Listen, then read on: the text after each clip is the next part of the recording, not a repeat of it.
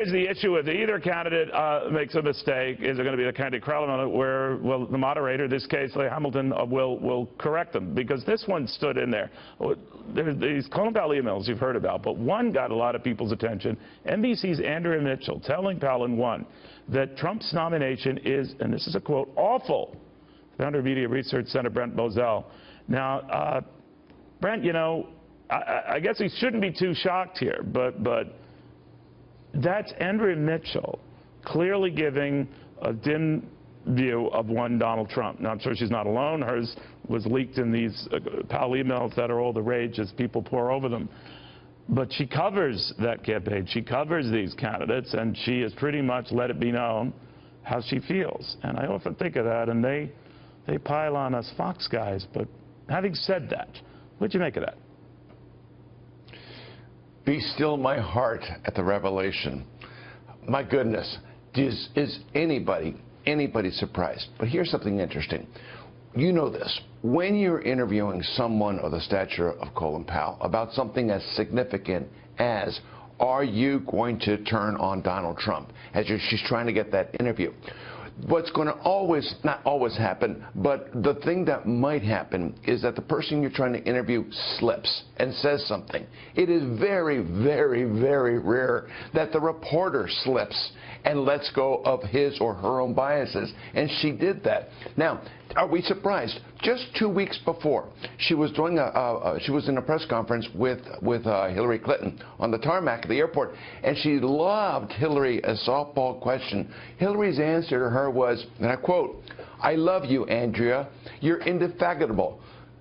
She went on to say, "You're my kind of woman."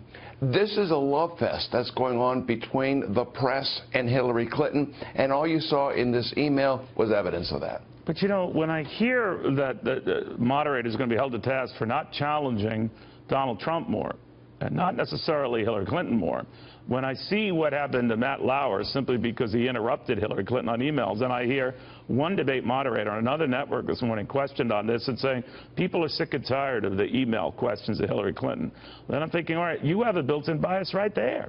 So I'm fine with moderators interrupting both candidates, but not one at the expense of the other.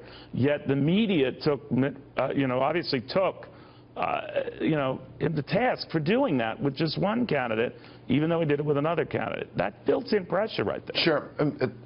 Yeah, the media have no credibility in this issue, none whatsoever, in attacking Matt Lauer for being the first one to ask something of substance of Hillary Clinton when they've been savaging Donald Trump, a la Andrea Mitchell, ever since he showed up on the national scene. These are facts. It's not a bias on my part. This is just fact that I'm speaking. Look, a reporter can do one of two things. The moderator can do one of two things.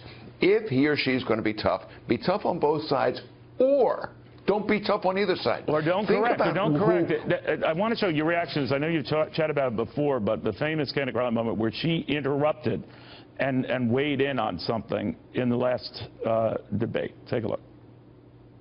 Because it took the president 14 days before he called the attack in Benghazi an act of terror. Get the transcript. He did, in fact, sir. So let me call it an act of terror. Can you say that a little louder, Candy?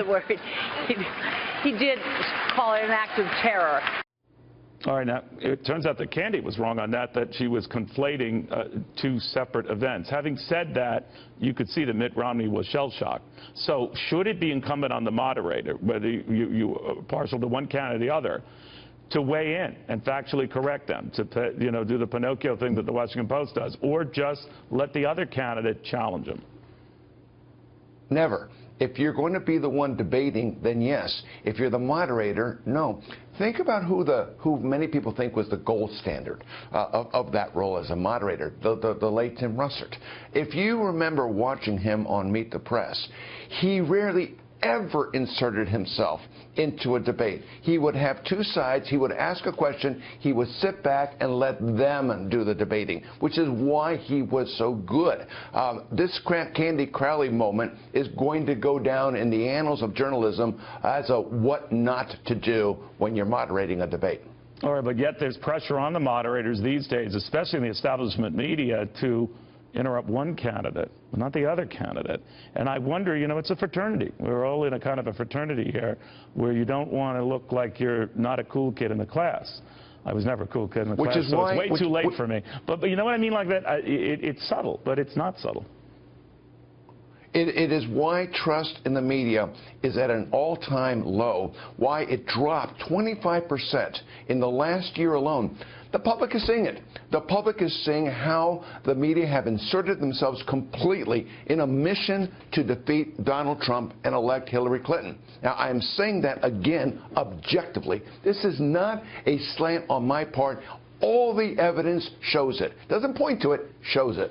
And you have to bend over backwards, not to even give people a hint of it. Always leave them guessing.